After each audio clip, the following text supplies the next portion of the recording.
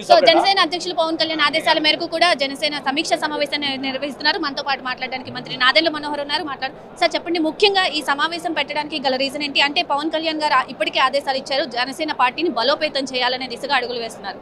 కానీ ఇప్పటికే బలోపేతమైందని చెప్పి చాలా మంది చెప్తూ ఉన్నారు. కానీ కూటమి నుండి ఇంకా జనసేన ఇంకా బలంగా పుంజుకోవాలని చెప్పి చాలా మంది కోరుకుంటున్నారు. సో ఈ యొక్క సమీక్షకి ఏంటి రీజన్? అంటే జనసేన పార్టీ 2014 నుంచి కూడా ప్రజల పక్షాన సమస్యల పరిష్కారం కోసం ఏనాడు కూడా వెనకడుగు వేయకుండా పవన్ కళ్యాణ్ గారి నాయకత్వాన్ని ప్రజల్లో తీసుకెళ్ళింది అద్భుతంగా మా జనసేన పార్టీ నాయకత్వం. క్షేత్రస్థాయిలో వీర మహిళలు కానివ్వండి, జన సైనికులు కానివ్వండి, ప్రభుత్వాన్ని ప్రశ్నించడమే కాకుండా ప్రజలకి మనం ఏ విధంగా మెరుగైన కార్యక్రమాలు చేయాలనే ఆలోచనతో మేము వినూత్నంగానే ఆలోచించుకుంటూ వచ్చాం. ఈరోజు ప్రభుత్వంలో ఉన్నాం. ప్రభుత్వంలో చేపట్టిన అనేక సంక్షేమ కార్యక్రమాలు, అభివృద్ధి కార్యక్రమాలు ప్రతి ఇంటికి వెళ్ళే విధంగా క్షేత్రస్థాయిలో మా వాళ్ళందరూ కూడా పనిచేస్తే తప్పకుండా రాబోయే రోజుల్లో స్థానిక సంస్థల ఎన్నికల్లో క్షేత్రస్థాయిలో నాయకత్వం కూడా ఎదుగుతుందని పార్టీ అధ్యక్షులు పవన్ కళ్యాణ్ గారు ఇటువంటి కార్యక్రమాలు ఏర్పాటు చేయమని ఆయన ఆదేశించడం జరిగింది. దానికి అనుగుణంగా మేము సిద్ధమవుతున్నాం.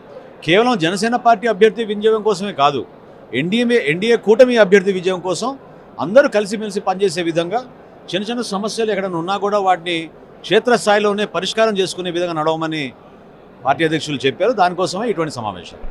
సార్ ఇప్పటికీ కూటమిలో ఉన్నారని చెప్పి చెప్తూ ఉన్నారు. కానీ కూటమి నుండి ఇంకా జనసేన పుంజుకోవాలని చెప్పి చాలా మంది చెప్తూ ఉన్నారు. అలాగే జనసేన ఇంకా బలంగా ముందుకు రావాలి, స్థానిక సంస్థల ఎన్నికల్లో ఇంకా ఎక్కువ సీట్లు సాధించాలని చెప్పి కోరుకుంటున్నారు. దీనికి జనసేన పార్టీ బలం, అటువంటి నాయకత్వం పవన్ కళ్యాణ్ గారిలో మనం అందరం కూడా చూసాం.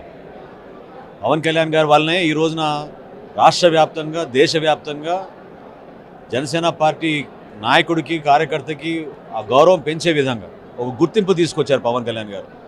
కాబట్టి మేము చేసే ఏ కార్యక్రమమైనా ఒక అంకిత భావంతో పనిచేసుకుంటూ వెళ్తే ఖచ్చితంగా క్షేత్రస్థాయి నుంచి పార్టీని సంస్థాగతంగా బలోపేతం చేసుకుంటూ వెళ్దాం. అదేవిధంగా రాబోయే స్థానిక సంస్థలకి నాయకత్వం, అంటే యువతలోనూ మహిళల్లోనూ నాయకత్వం పెంచాలి అంటే ఇటువంటి కార్యక్రమాలు చేసుకుంటూ వెళ్ళాలి. అదొక బాధ్యతగా మేము భావిస్తున్నాం. ఎందుకంటే 2 సంవత్సరాల నుంచి ప్రభుత్వంలో ఉన్నాం, ప్రభుత్వ కార్యక్రమాలపైనే ఎక్కువ దృష్టి పెట్టాం.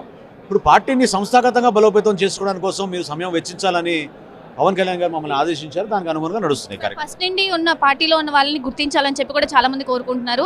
సో వాళ్ళని గుర్తించే విధంగా ఏమైనా చేయబోతున్నారా ఈ ఎన్నికల పరంగా? కానీ ప్రతి ఒక్కరి కంట్రిబ్యూషన్ వల్లనే పార్టీ ఇంత సుదీర్ఘమైన ప్రస్థానం చేయగలిగింది.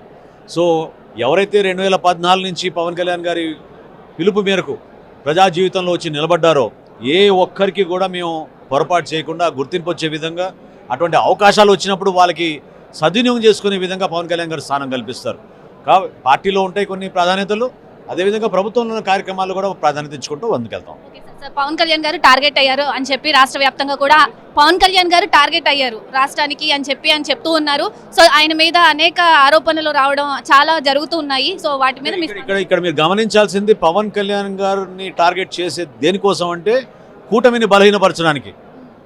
కూటమిని బలహీనపరిస్తే వాళ్ళు ఏదో హడావిడిగా వచ్చి మళ్ళీ ప్రభుత్వంలో మేము స్థానం తెచ్చుకోగలుగుతాం అనే ఒక పిచ్చి నమ్మకంతో వాళ్ళ ప్రయత్నం చేస్తున్నారు. కాబట్టి దుష్ట శక్తులు, అటువంటి దుష్ప్రచారం చేస్తున్న వ్యక్తుల్ని దయచేసి మన వాళ్ళందరూ కూడా దూరం పెట్టాలి. సోషల్ మీడియాని చాలా జాగ్రత్తగా పరిశీలించి ఎవరైతే వ్యక్తిగతంగా పవన్ కళ్యాణ్ గారిని టార్గెట్ చేసి తద్వారా కూటమికి నష్టం కలిగించాలని చూస్తున్నారో వారిపైన ఖచ్చితంగా మనం యాక్షన్ తీసుకునే విధంగా నిలబడాలి. ఫైనల్గా పవన్ కళ్యాణ్ గారి ఆరోగ్యం ఎలా ఉంది? ఆయన ఎప్పుడు ఇంకా ముందుకు రాబోతున్నారు యాక్టివ్గా? సర్జరీ అయినప్పుడే డాక్టర్లు కనీసం 3 వారాల విశ్రాంతి తీసుకోవాలని చెప్పారు. కానీ ఆయన సంగతి మీకు బాగా తెలుసు, ఎప్పుడు కూడా ప్రజల్లో ఉండాలి, కార్యక్రమాలు చేయాలనే తపనతో పనిచేసే వ్యక్తి. సో ఈ సమీక్షలు చేస్తూ ఉన్నారు. ఆయన ప్రభుత్వంలో ఉన్న వివిధ శాఖలు ఎవరైతే బాధ్యత ఆయన తీసుకున్నారో వాటితో పాటు పార్టీ నిర్మాణం గురించి కూడా ఆయన సమయం వెచ్చిస్తూనే ఉన్నారు. ఆరోగ్యం తొందరగా కోలుకోవాలి, కొంచెం రెస్ట్ కూడా అవసరం ఆయనకి. అందుకని మేము అందరం కూడా క్షేత్రస్థాయిలో త్వరగా ఆయన ఫీల్డ్లోకి రావాలని కోరుకుంటున్నాం.